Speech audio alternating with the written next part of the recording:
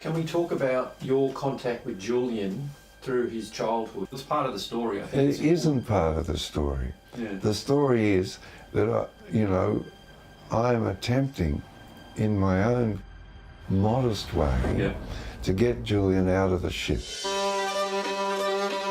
Julian Assange is the hero of our time. He was the darling of the left. All of a sudden, he's a puppet of Russia. My name is John Shipton. I'm Julian Assange's father. WikiLeaks found that Julian Assange has been arrested. One of the most notorious and controversial figures in custody. Assange will remain behind bars until that extradition hearing, which has been set down for the end of February. I urge the Department of Justice to drop the charges. The maximum jail sentence of 175 years. Because he published the truth. How does it feel to be the father of such a controversial figure, somebody who's known around the world? Was that him on the phone before? Yeah. What are you talking about on a kind of regular basis? If Julian is extradited to the United States to face these charges, he will be the first, but not the last. What are your worst fears? That it just collapses under the strain. It looks as though what journalists do for a living is seen to be a criminal act. Shipton, keep it up, man. Thank you. I wish I had your energy, I really do. I'm done. I'm done. I mean, I'm fucking worn out. Why do you think there's not a great public love and support? This is really, truly a good question. What's at stake? If he goes down, so will journalism. But if people walked away from this film understanding you, how would you feel about that? We're here, and this has only come about because we have a child in the ship, and we want to get him out.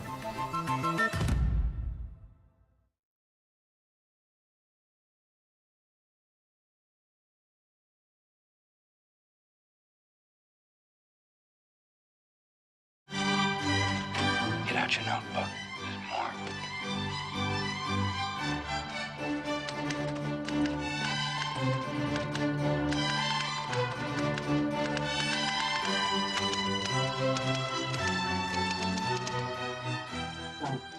Welcome to CN Live, Season 4, Episode 9, The Assange Family Struggle. I'm Joe Lauria, Editor-in-Chief of Consortium News. I'm Elizabeth Voss. Later today in London, Westminster Magistrates Court will send an extradition order for imprisoned WikiLeaks publisher Julian Assange to British Home Secretary Priti Patel.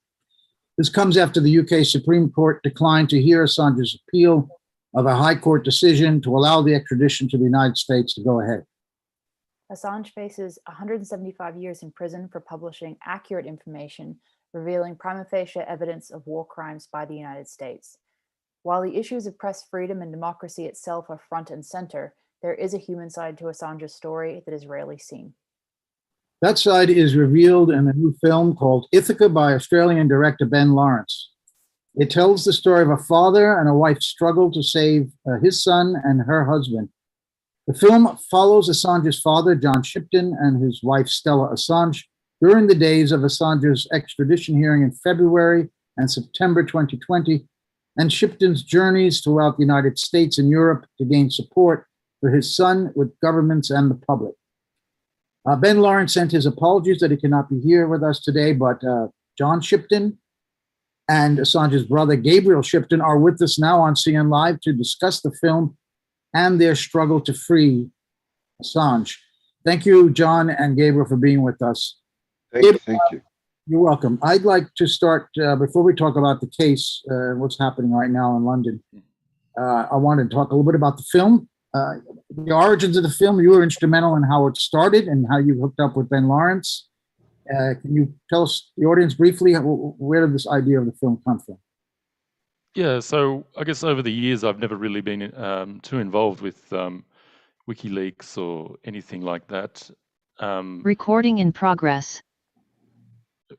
But I did go and visit Julian many times over the years, you know, whether it was Ellingham Hall or in the Ecuadorian embassy.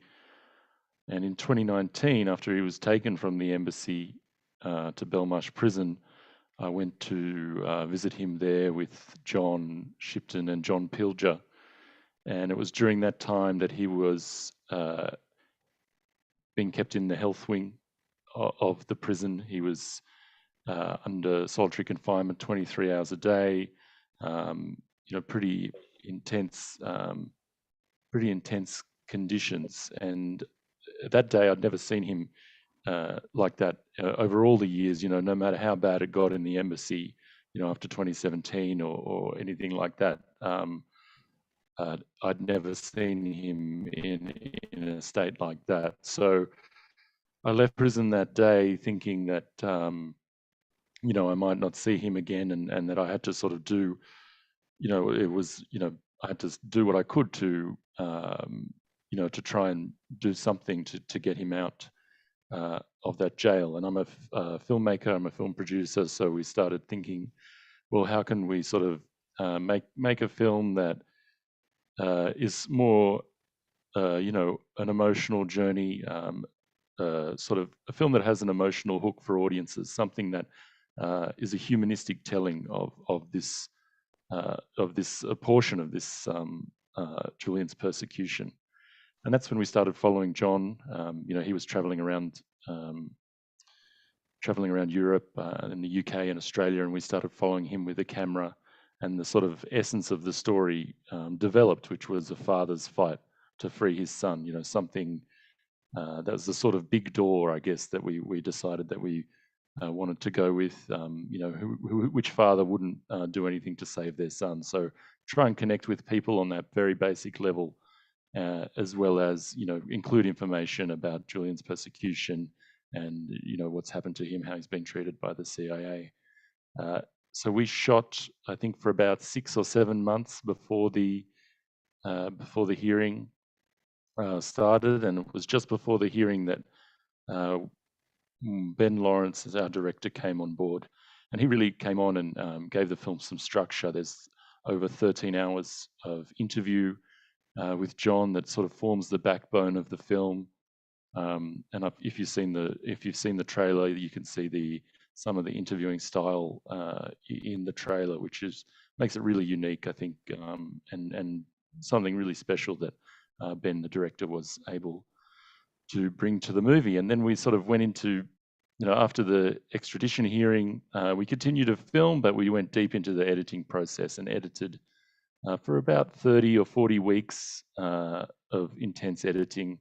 Karen Johnson, our editor, had to make her way through, I think it was 180 or about between 180 and 200 days of observational footage to sort of weave together these two stories. You know, we started off with John, but it wasn't, at the time, Stella was still Julian's secret, you know, Stella and her children and Julian's children were still Julian's secret family. So we started, you know, when Stella was exposed in some court documents and she decided to, you know, take control of her public image and start to be a more public voice for Julian. That's when we started to follow her as well. So it became a sort of dual protagonist story, which is what it is today. Joe, you're muted. Who is the target audience for this film, Gabriel? Well, I think it's people who have an interest, but may have they have an interest in the cause and an interest in Julian's plight, but, you know, may have turned off over the years. You know, may have been sort of propagandized, I guess, by the constant media barrage, but still have an interest in the case, still have an interest, you know, in you know, what's happening to Julian. So, you know, it's a way to bring those people in and show them a different side to this story that they usually are reading through the media headlines. So I think it's people who are really still interested, still active, but have sort of left it behind, and this is a way to sort of reconnect in a different way, other than, say, through the news and the Guardian or any of those sort of corporate media. And then what about hardcore supporters of Julian who know the story very well? What will they get out of this film?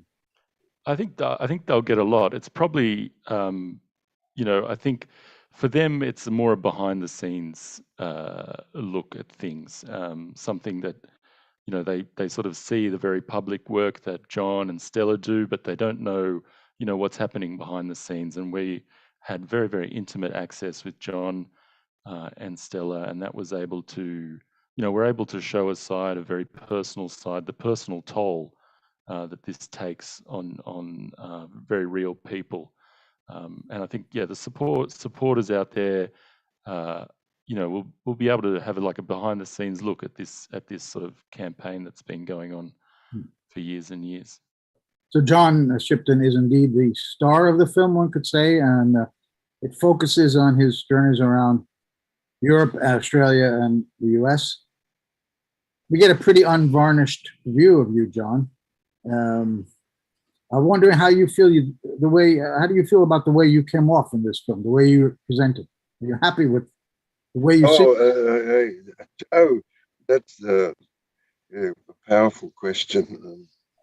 I just sort of more or less a private individual, and I find it very awkward to watch myself, so I've only done so once. And also, when I'm sitting outside the theatre and hear my voice coming through the doors, I think to myself, oh my God, there he is again, pontificating away.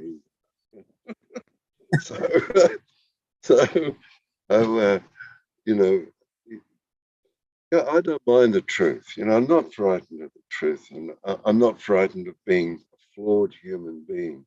But as for watching myself being a flawed human being all the time, forgive me. Yeah, well, you've got a salty tongue in the film, and you come off a little bit cantankerous, but it's kind of human relief. There's the most poignant moment for the film is, not to give anything away, is when Stella's giving a BBC interview and has to be paused, and you're in the background grumbling about one thing or another. What do you think, John? What do you think the audience learns about Julian in this movie? Sorry? Not on a lot, but what does the audience learn about Julian in this film? Oh, gee, well, the integrity and determination of a loyal family, they learned that. The closeness and passion with which Stella engages with Julian and his battle for freedom. The two beautiful children that are the blessings from a relationship, a development of love amidst the most depraved circumstances. There's the blessing of two beautiful children and the engagement of Julian and Stella. So that's what they can learn.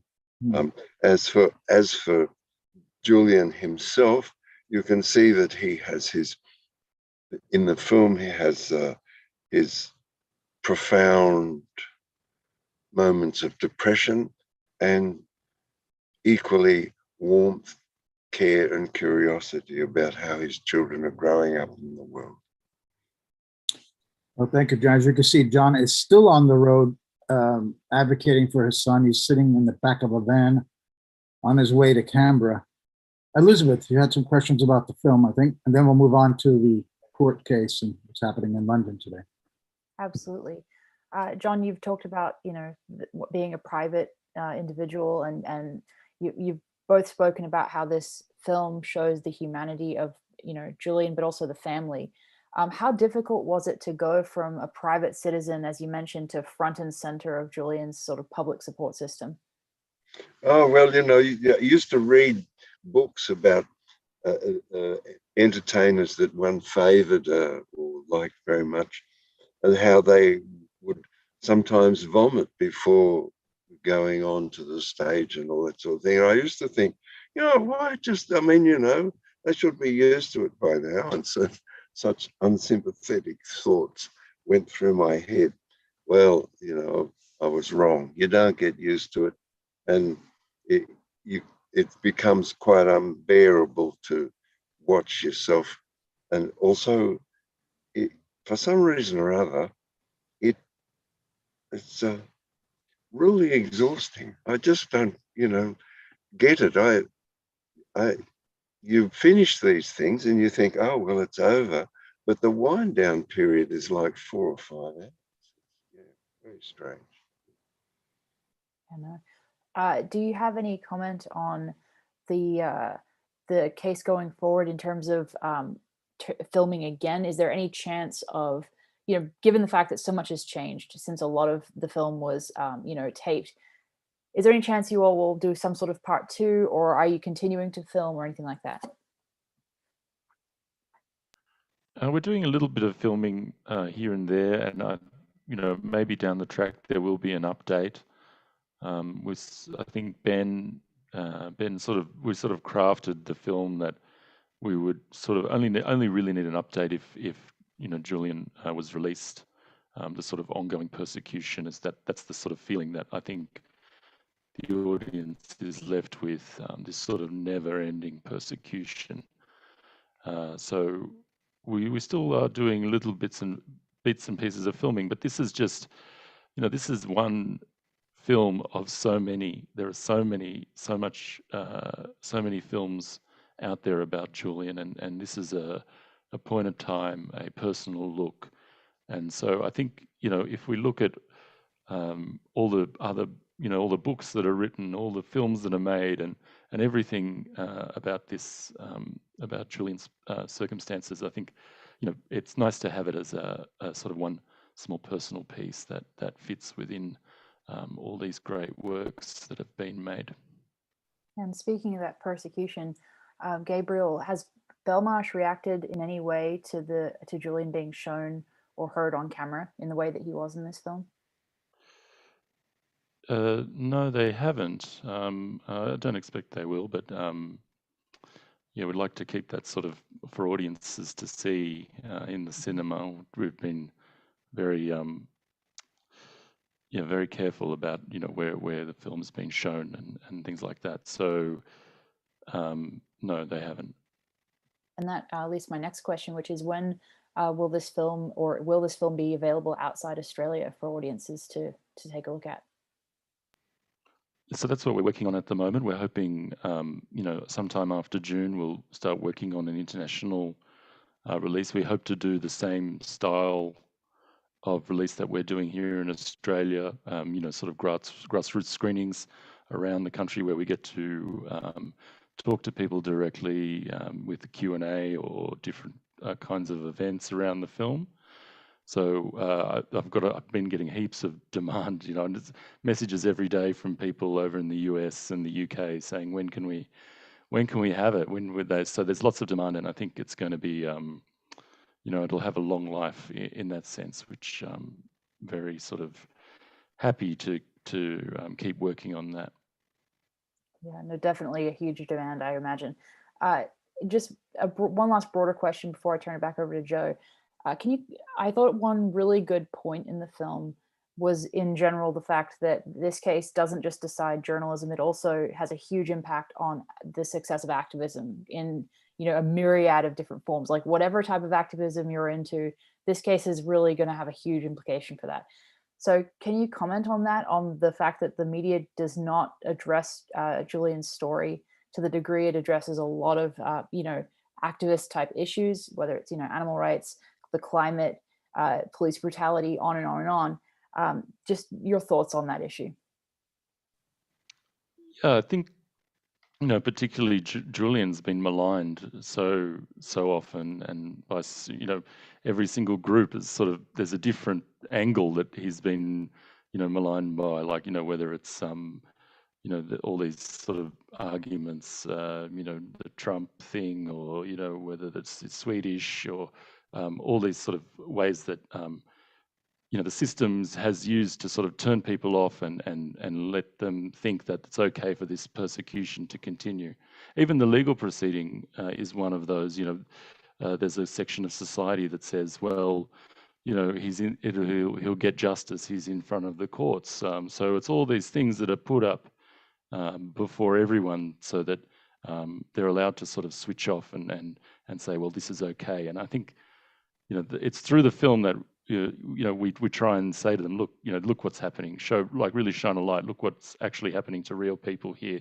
It's not this isn't okay. This wouldn't be okay for your child or your brother. So I think that by attaching that sort of emotion to the story, I'm hoping we can cut through all that, all the maligning that's been happening over the years. Yeah, thank you. Gabriel, last question about the film. Have you submitted it to film festivals for awards, for example? Yeah, we certainly have. We've submitted to a few overseas, and we're campaigning, with those festivals to get them in. We'll be showing in New Zealand in June, and again, it doesn't fit, like a lot of with activist films. A lot of the, if it's about the environment or all these other subjects, those are the activist films that's the activism box that you're allowed to be in, and you're allowed to win awards for those sorts of films. This sort of film, we really have to, really take it on the road and build an audience for it. It's not going to be championed by Netflix or anything like that. We're not expecting that. In fact, we did approach Netflix with it, and they said this isn't an issue that we want to get in the middle of. So a response like that, from which what is a revolving door company. Susan Rice was on the board. Now she's in the Biden administration. Obama left office and got a big fat contract with Netflix. So I don't think we can expect awards and accolades from the establishment for something like this. But the people want to see it, and there's demand for it. So we're just going to take it to them, and that's what I think will build the audience, and the audience will demand the awards rather than these established film centres and things. You have to admire Netflix's frankness there, I'm telling you. I don't think that stopped them from doing the Alex Gibney film, though, if I recall, but that's another matter. You're watching CN Live. We're discussing the film Ithaca, about Assange family struggle to free their son and their husband and their brother. We've been speaking with Gabriel Shipton and John Shipton. John, I want to move on to the case right now.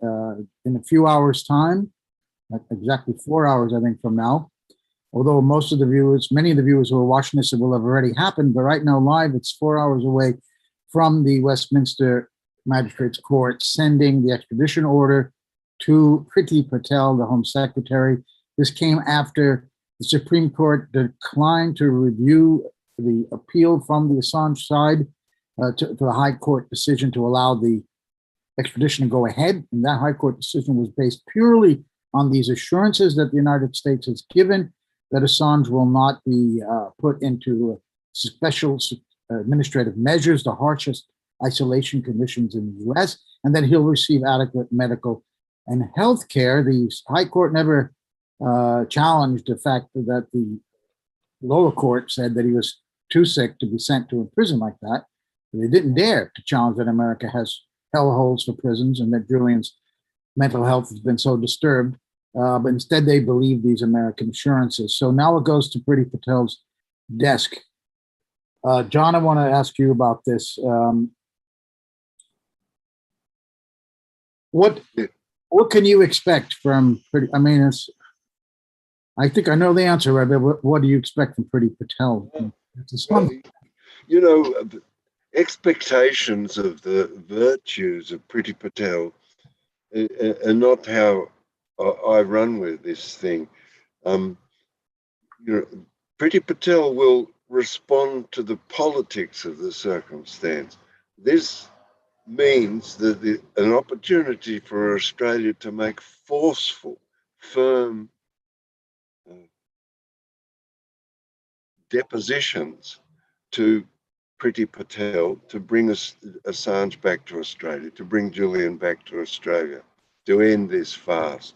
Now, the Deputy Prime Minister of Australia, while in Washington as Deputy Prime Minister, made the statement that if he's done something wrong in the UK, charge him. Otherwise, send him home. This has within it, this statement has within it, the understanding that the Espionage Act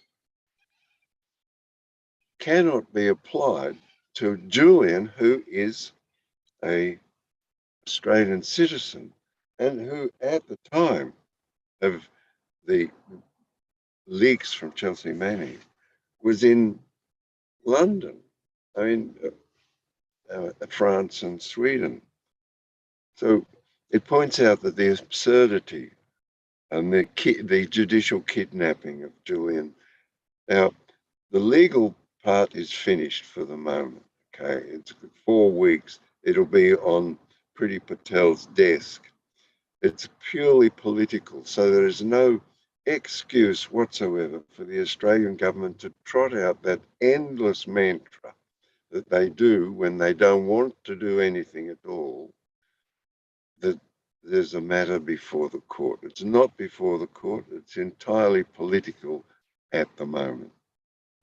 So we expect Wiedem will make representations to the Australian government to the effect that they ring up Boris Johnson and Priti Patel and get Julian sent back to Australia. Now, funny enough, there's an Australian election. I think the day after this 4-week period ends, or right around the time when Patel has to make her decision. So it wouldn't give enough time for a new Australian government probably to do anything about it, at least in this phase. Well, they say, it's a caretaker government, but these are simply excuses. With Kylie Moore-Gilbert, the organisation to have her return to Australia from jail in Iran, a 10-year sentence for espionage, by the way, it was held at the highest level of ASIS, Australian Secret Intelligence Services.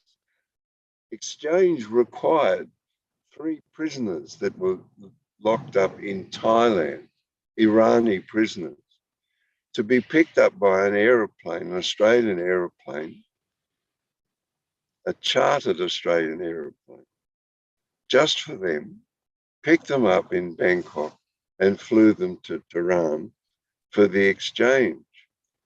It's a matter of organisation, will. It's not a matter of, we're caretakers, it's before the courts, he's had consular assistance, we can't do anything because the judge is going to make their decision tomorrow. These are simply excuses to acquiesce and thus become complicit over time, acquiesce to the persecution of Julian Assange.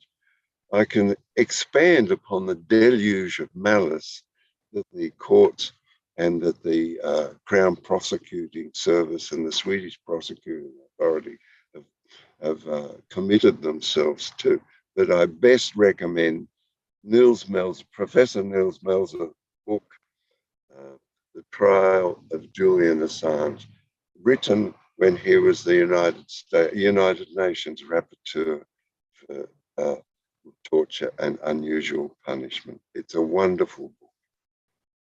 Why is Australia so afraid of the United States on this case, John?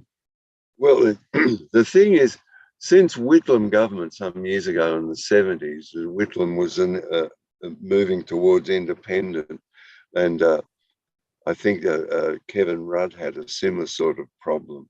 The United States has insisted that those people who run our government and those bureaucrats in powerful positions accede to becoming a satrapy or a vassal state without any independence, and thus we have become. But the circumstances now have changed considerably. Two things. First of all, there's a commodity super cycle, and Australia only produces commodities. Consequently, we are vital. We're a strategically vital continent. This gives us power that we weren't able to use before. Secondly, although we are politically feeble, this opportunity can be taken up to develop some political muscle so that Australia can again begin to negotiate more or less independent, not outside of the United States, but a more or less independent contributor to the United States rather than a vassal state. So the government is in a strong position to make representation and to utilize the new circumstances that have unfolded over the last 12 months. It's quite interesting leverage that Australia suddenly has, particularly in this crisis of commodities that are brought about by the sanctions on Russia, which has created enormous shortages. We move on to the issue of Julian's health. There was a substantial change in his condition when on the first day of the hearing in October, this High Court hearing, he suffered a mini stroke. Now, Vanessa Barrett's of the Magistrates Court, based solely on depression, a few other mental conditions, and some physical ailments, denied his extradition. His health condition, of course, unfortunately, is much worse than when Barrett's ruled. How could this change the case, John, in any way? Well, I can't see, there's no monster colder than the state. I cannot see compassion as one of the elements of state formation and state administration. But I can see political circumstances becoming more and more intense as Julian's health declines further. For compassion does exist within Australia and within the United States and within the United Kingdom. The people contain a compassionate outlook and sympathetic, and they don't want to see anybody tortured to their death over a period of 14 or 15 years. We don't like that. So that will force and can force the government to act can politically force the government to act in a compassionate manner. Now, you may know or may not want to say, but do you know if there will be a request for bail at this hearing today? Well, I don't know. The legal circumstances today, I don't know. They keep those private until the last minute. Naturally, because your opponents become aware of things and can prepare for them. Right. Elizabeth, if you have questions about the case today. You are muted now. So sorry. I was wanting to ask you all, should Julian be extradited eventually at the end of this very long process? What can you all do as a family? What can supporters do? What would be the reaction of you all to that? Would you go to the United States? Any thoughts on that? Yes, immediately. The next day I'd be in New York, haranguing people. Sort of bringing. Yeah. So we had very, very good reception in New York. We had 15 cities across the United States. We spoke in the first press gallery, that's down in Denver, and then we spoke in the Washington Press Gallery. Interestingly, in Washington Press Gallery is where the Collateral murder video was released all those years ago by Julian. So, the circumstances in the United States are buoyant and strong from the very highest levels of American society right to the activists and grassroots people like me. So we would be there, and we would sort of begin again to build a structure like we've built in Australia. Yeah. I can go on, Elizabeth, because please do. the structure that we've built, as I think I mentioned last night, the structure we've built over 3 years, it just includes the Mexico, the President Obrador makes statements, very strong statements to have Julian freed. In Brazil, 100 members of the parliament are in the Assange group. The same in Chile, the same in Argentina. Going over to Europe, there's the French National Assembly just last month debated for an hour in their assembly officially whether to give asylum to Julian Assange in France. We have a group of 12 in the Norwegian Parliament, 25 in the UK Parliament, 90 in the Greek Parliament, trying to indicate by this that this is the tip of an iceberg, and the actual power that descends below that tip is the support of people all over the world. In France and Germany, France in particular, in the first place, is 20,000 people who are active supporters on Facebook and Discord and otherwise. In Germany, 50,000. So it indicates to you that this is a global concern and a global problem which will have global ramifications for ordinary people to be able to access news, and for specialists to be able to analyze knowledge and make opinions that can guide us. Yeah, and I think we've been, we've sort of begun the campaign in the US already. John and I were there twice last year. I went back for a third time at the end of the year. We're getting congressional support. People speaking, Congress members are speaking out against what's going on, the indictment now.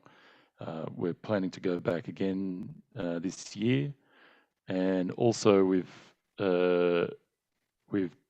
raised a significant amount of funds that have been able to resource the campaign. So we've done fundraising through the sale of an NFT, Julian's NFT, which raised around $54 million. So now we have the funds to be able to fight on multiple fronts, in the UK against the extradition, and also in the US, the legal battle can be intensified there as well. So it sounds like, from what you all are saying, that despite all the propaganda that has surrounded the Assange case for years and years, that there is an upswell now of support, in large part, thanks to the campaigns you all have put on and others. So like I said, despite this propaganda, you're all making headway, it sounds like.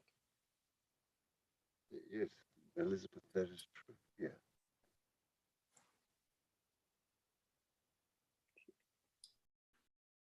Yeah, so when you talk about the Mexican president and the parliamentarians in various countries, clearly they get it. They understand what WikiLeaks revealed, particularly about the United States, and they are showing that there is, even within allied countries of the US, enough awareness that the US is a country that should not have the impunity that it does, John. That's a direct result of the releases of WikiLeaks, isn't it? That awareness. Yeah, yes, that awareness. Interestingly, I bumped into a retired Department of Foreign Affairs and Trade official, and he said, how's it going, John? Are you getting anywhere?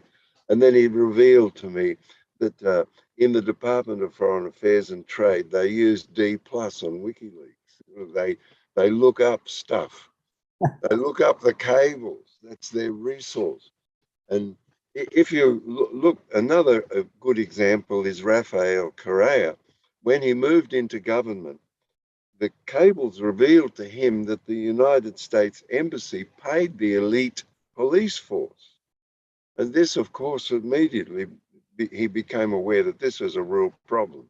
So that's the benefit of the cables. What he immediately did was raise the wages of all other policemen to the level of the elite police, and would solve the problem of a coup. Very clever. But that's one. There's 95,000 cables. Do you want another example? There's a good example there. Well, here's another example.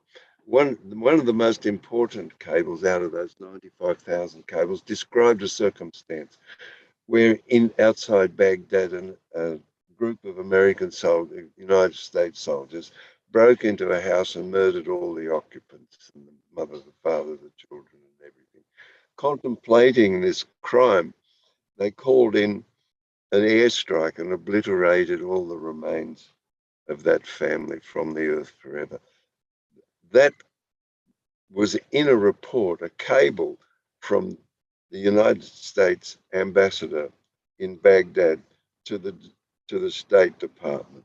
It was read by the parliamentarians and the bureaucrats in Iraq, and somehow or other, God knows how, but somehow or other, they gathered up their courage and said, we're not signing the status of forces agreements. And consequently, the United States and its allies had to remove their forces from Iraq. The history didn't stop there. The United States continued on its journey and fostered ISIS and several other things since. But a leak can stop a war. Stopped that war. Really important to understand the power. If you wish to become as familiar with state means and state diplomacy and state policy, you can become as knowledgeable by reading WikiLeaks D+ as any State Department operative. This is a real gift to people so that we can evaluate how our nations go about their business and where they fit in the hierarchy of power and how they utilize their influence on within the hierarchy of power to bring about policies. And whether we agree with those policies or not, we're enabled to take actions to change the policy by knowing that how a policy is administered and who generates it. Really important. John, well, no matter what happens going forward in a legal case, you've just described a victory, a great victory for the kind of journalism that corporate media has long ceased to do.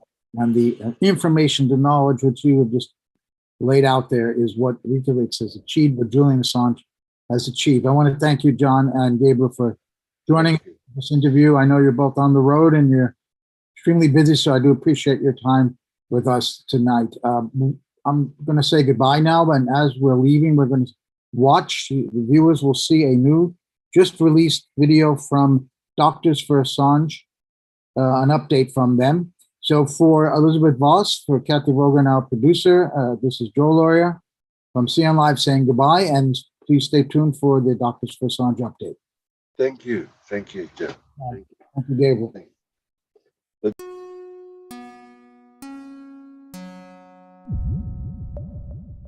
Julian Assange's fiancée, Stella Morris, announced recently that Mr. Assange had had a mini stroke on October 27th, the first day of the latest extradition hearing, according to the Daily Mail. He was reportedly left with a drooping right eyelid, memory problems, and signs of neurological damage. This dangerous deterioration of Mr. Assange's health underscores urgent concerns raised by Doctors for Assange over the past 2 years.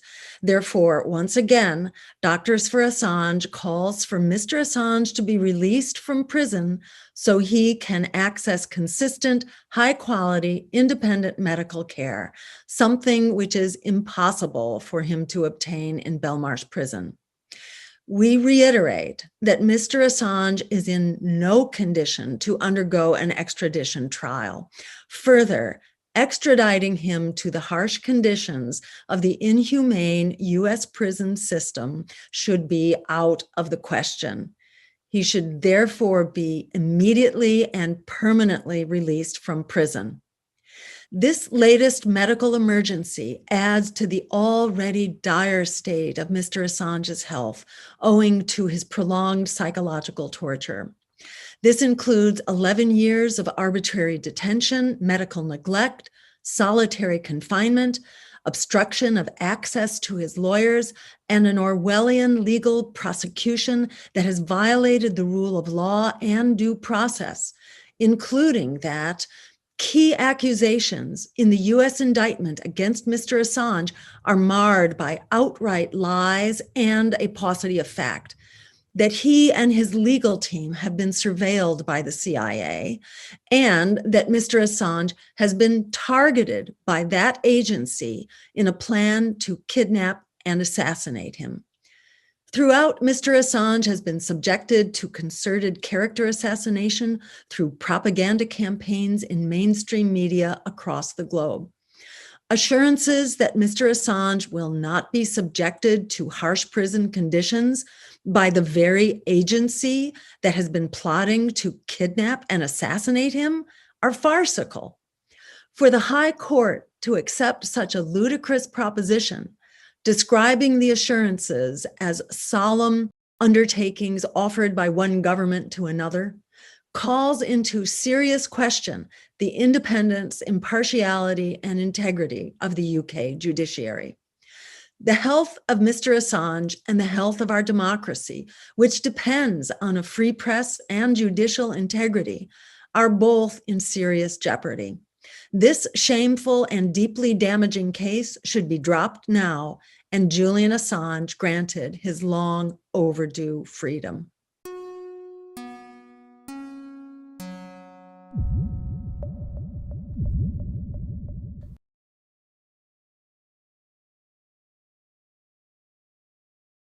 Get out your notebook. There's more. If you are a consumer of independent news, then the first place you should be going to is Consortium News, and please do try to support them when you can. It doesn't have its articles behind a paywall. It's free for everyone. It's one of the best news sites out there, and it's been in the business of independent journalism and adversarial independent journalism for over 2 decades. I hope that with the public's continuing support of Consortium News, it will continue for a very long time to come. Thank you so much.